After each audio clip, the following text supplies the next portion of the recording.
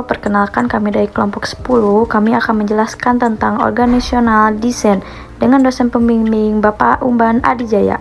Desain organisasi, menurut survei terbaru, 37% pekerja akan ditawari kesempatan untuk bekerja dari rumah.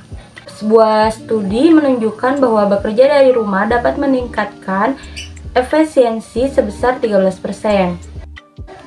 Saat bekerja sebagai karyawan jarak jauh atau bahkan jika Anda suatu saat nanti mengelola seseorang dalam pengaturan kerja semacam itu, penting untuk menemukan cara membuat hubungan kerja yang baik. Berikut beberapa saran untuk menjadikan Anda sebagai karyawan yang berharga. Yang pertama, adanya tetap fokus dan produktif. Manajemen waktu tetap paling penting. Membuat perencanaan, hormati waktu manajer Anda, lalu diskusikan apa yang akan diambil dalam langkah selanjutnya. Yang kedua, ada berkomunikasi. Komunikasi selalu penting dimanapun Anda melakukan pekerjaan. Pilih pendekatan komunikasi Anda dengan hati-hati, lalu perhatikan nada Anda dan bersikaplah sopan. Yang ketiga, adanya pilihlah teknologi yang tepat. Pilih alat yang paling sesuai untuk situasi Anda dan alat yang memang Anda perlukan. Yang terakhir, waspadai aspek orang dari pengaturan kerja jarak jauh, yaitu temukan cara dengan mengenali anggota Anda yang lainnya. Materi selanjutnya, spesialis pekerjaan. Apa itu spesialis pekerjaan? Spesialis pekerjaan yaitu membagi aktivitas kerja menjadi tugas-tugas pekerjaan tersendiri. Setiap karyawan mengkhususkan dirinya sendiri dalam melakukan sebagian dari suatu aktivitas daripada seluruh aktivitas untuk meningkatkan hasil dan kualitas kerjanya. Ini juga dikenal sebagai pembagian kerja. Spesialis pekerjaan memanfaatkan keragaman keterampilan yang dimiliki pekerja secara efisien. Pada titik tertentu, diskonomis manusia akibat pembagian kerja kebosanan, kelelahan, stres, produktivitas rendah, kualitas buruk, peningkatan ketidakhadiran, dan penggantian karyawan yang tinggi melebihi keuntungan ekonomi.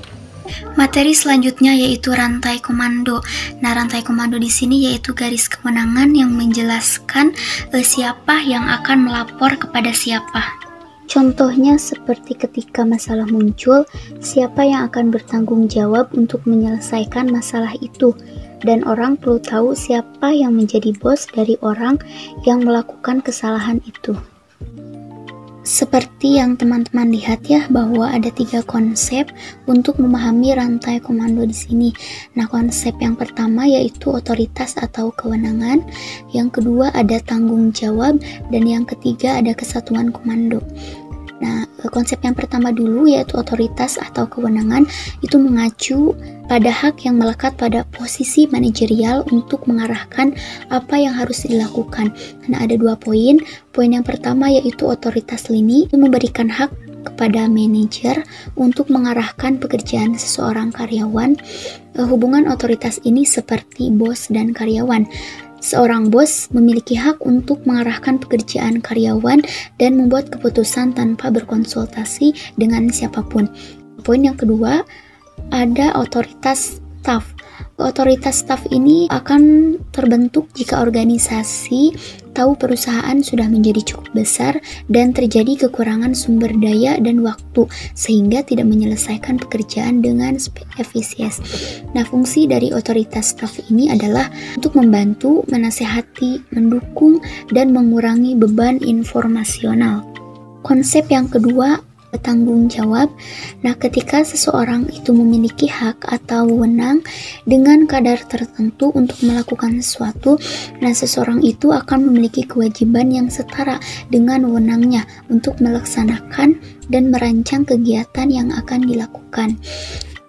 Konsep yang terakhir ya, bisa dilihat yaitu ada kesatuan komando. Nah, ini membantu menjaga konsep garis wewenang yang terputus. Prinsip ini mengatakan bahwa seseorang hanya boleh memiliki satu atasan dan hanya kepadanya dia bertanggung jawab secara langsung. Selanjutnya ada mechanistic and organic structures. Apa itu perbedaan organisasi mekanistik dengan organisasi organik? Organisasi mekanistik atau birokrasi adalah hasil perpaduan alami dari 6 elemen struktur dengan setiap orang dikendalikan dan diawasi oleh satu atasan. Kemudian organisasi organik yaitu bentuk yang sangat adaptif, yang longgar dan fleksibel seperti organisasi mekanis yang kaku dan stabil. Jadi itu ya perbedaan dari mechanistic and organic structures. Lalu apa aja faktor kontingensi yang mempengaruhi pilihan struktural? Di sini ada 4 faktor. Yang pertama yaitu strategi dan struktur, yang kedua ukuran dan struktur, yang ketiga teknologi dan struktur, dan yang terakhir ketidakpastian lingkungan dan struktur. Faktor yang pertama, strategi dan struktur ini struktur organisasi harus memfasilitasi pencapaian tujuan, maka strategi dan struktur terkait sangat erat. Faktor yang kedua, ukuran dan struktur. Ukuran organisasi ini mempengaruhi strukturnya. Faktor yang ketiga, teknologi dan struktur. Secara umum, semakin rutin teknologinya, maka semakin mekanistik strukturnya. Dan faktor yang terakhir yaitu ketidakpastian lingkungan dan struktur. Semakin besar ketidakpastian, maka semakin banyak organisasi yang membutuhkan fleksibilitas. Jadi itu 4 faktor kontingensi yang mempengaruhi pilihan struktural. Pembahasan selanjutnya yaitu opsi desain organisasi tradisional. Dalam membuat keputusan, manajer memiliki beberapa desain umum untuk dipilih saat merancang sebuah struktur. Di antaranya, yang pertama ada struktur sederhana. Sebagian besar perusahaan memulai usaha kewirausahaan dengan menggunakan struktur sederhana. Yang kedua ada struktur fungsional. Struktur fungsional adalah desain organisasi yang mengelompokkan spesialisasi pekerjaan yang serupa atau terkait. Dan yang terakhir ada struktur divisi.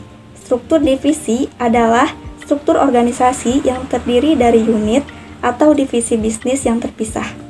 Di zaman sekarang, banyak organisasi yang menemukan bahwa desain organisasi tradisional seringkali tidak sesuai untuk lingkungan yang semakin dinamis dan kompleks saat ini. Sebaliknya, organisasi harus ramping, fleksibel, dan inovatif. Artinya, mereka harus lebih organik. Jadi, para manajer menemukan cara kreatif untuk menyusun dan mengatur pekerjaannya melalui struktur-struktur berikut. Pertama, ada struktur tim. Struktur tim adalah struktur di mana seluruh organisasi terdiri dari tim kerja yang melakukan pekerjaan organisasi. Dalam struktur ini, pemberdayaan karyawan menjadi sangat penting karena tidak ada garis otoritas manajerial mengalir dari atas ke bawah. Sebaliknya, tim karyawan merancang dan melakukan pekerjaan dengan cara yang mereka anggap terbaik. Tetapi, tim juga bertanggung jawab atas semua hasil kinerja di bidangnya masing-masing. Kedua, ada struktur matriks dan proyek. Satu hal yang unik terhadap aspek desain ini adalah bahwa ia menciptakan rantai ganda. Karena karyawan dalam organisasi matriks memiliki 2 manajer. Yang pertama ada manajer area fungsional dan produk mereka atau manajer proyek yang berbagi otoritas. Manajer proyek memiliki kewenangan atas anggota fungsional yang menjadi bagian dari tim proyeknya di bidang yang terkait dengan tujuan proyek. Namun, keputusan tentang promosi, rekomendasi gaji, dan tinjauan tahunan biasanya tetap menjadi tanggung jawab manajer fungsional.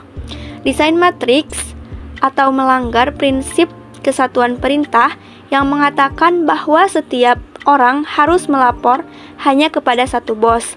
Namun, itu dapat dan memang bekerja secara efektif jika kedua manajer berkomunikasi secara teratur. Banyak organisasi yang menggunakan struktur proyek, di mana karyawan terus mengerjakan proyek.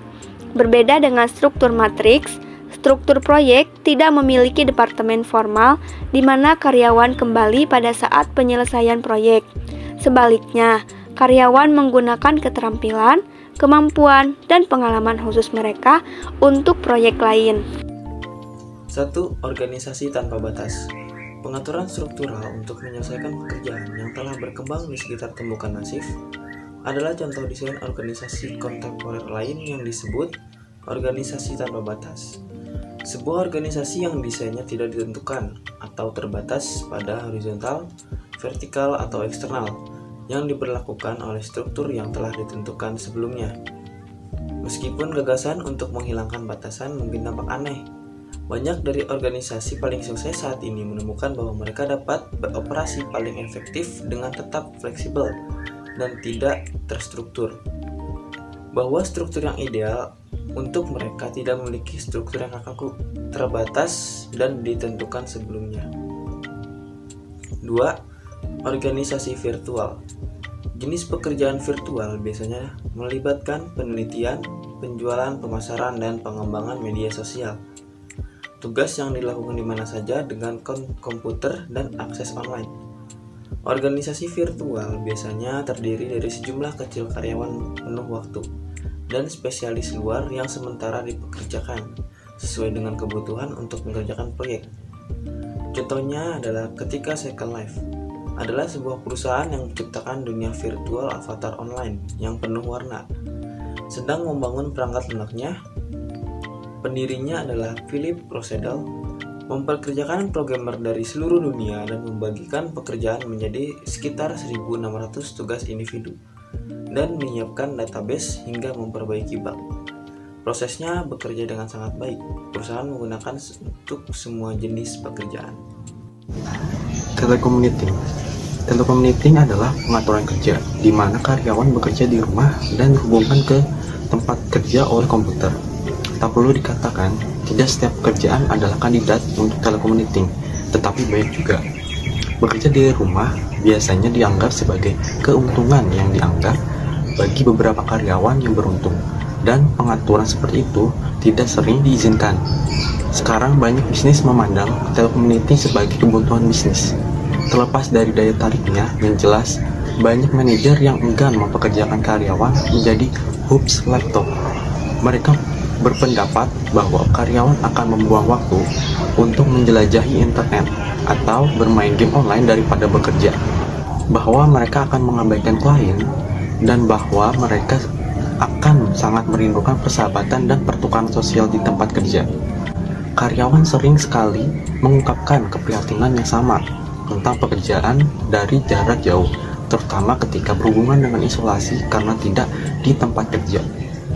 Di Accenture, di mana karyawannya tersebar di seluruh dunia, Kepala Sumber Daya Manusia mengatakan bahwa tidak mudah untuk mempertahankan esprit de corps itu. Namun perusahaan telah mengharapkan sejumlah program dan proses untuk menciptakan rasa memiliki tersebut. Untuk tenaga kerjanya, termasuk alat konferensi web, menugaskan setiap karyawan ke konselor karir dan mengadakan acara komunitas triwulannya di kantornya. Minggu kerja terkompresi, waktu fleksibel, dan berbagi pekerjaan. Organisasi terkadang merasa perlu untuk merestrukturisasi pekerjaan menggunakan bentuk pengaturan kerja yang fleksibel. Salah satu pendekatannya adalah minggu kerja terkompresi. Minggu kerja di mana karyawan bekerja lebih lama per hari tetapi lebih sedikit hari per minggu. Pengaturan yang paling umum adalah 4 hari 10 jam, program 4-40. Sistem penjadwalan di mana karyawan diminta untuk bekerja dalam jumlah jam tertentu dalam seminggu, tetapi bebas untuk ubah jam-jam tersebut dalam batas waktu tertentu. Jadwal waktu fleksibel biasanya menunjukkan jam inti umum tertentu ketika semua karyawan diminta untuk bekerja, tetapi memungkinkan waktu mulai, berakhir, dan jam makan siang menjadi fleksibel.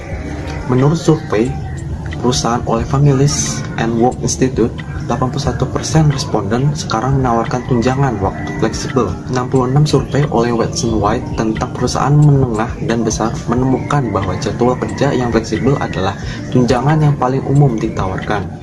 Tenaga kerja kontingen. Di seluruh dunia, banyak organisasi mengatasi kekurangan tenaga kerja dan tuntunan kerja puncak dengan mempekerjakan karyawan secara sementara atau paruh waktu.